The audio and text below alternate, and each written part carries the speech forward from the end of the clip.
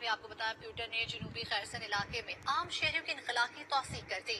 रूसी सदर यौम यकजहती के मौके पर शहरियों में घुल मिल गए। सदर प्यूटन ने अपने खिताब में कहा, खैरसन की रिहायशियों को इंतहाई खतरनाक इलाकों से निकालना जरूरी है।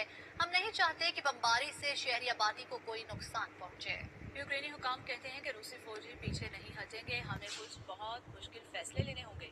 रूस के जेर कंट्रोल इलाके खैरसोन में कर्फ्यू नाफिज किए जाने की इतलात भी मुतज़ाद हैं। इसी हवाले से मजीद जानते हैं अपने नुमाइंदे शाहिद मोहम्मद से।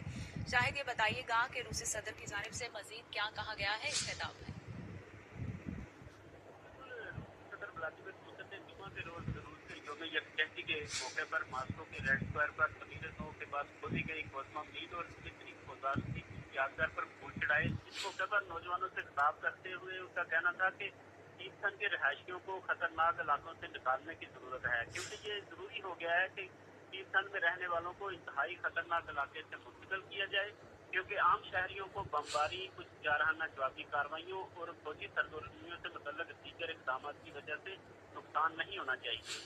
यहाँ पर मैं ये भी बताता चलूँ कि ईस्थन तकरीबन 2,84,000 अफराद की आबादी वाला बड़ा शहर है, जिसने रेफरेंडम के बाद रूस के साथ इल्हाक कर लिया था, लेकिन यूक्रेन की जानब से इन इलाकों में मुसलसल बमबारी और जारहाना कार्रवाइयों का सिलसिला जारी है।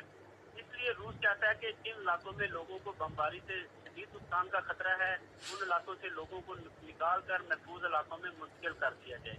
सदर पुतिन का मजीद कहना था कि रूसी मुसल्लह अफवाज में शामिल होने के ख्वाहिशमंद रजाकारों की आमद का सिलसिला जारी है और मुतहर्रिक रिजर्व की तादाद 3,18,000 तक पहुंच गई है, जबकि इस तादाद में से 49,000 मर्द पहले ही फौजियों में शामिल हो चुके हैं और जंगी मिशन को पूरा कर रहे हैं, जबकि बाकी सब अभी तरबियत से गुजर रहे हैं।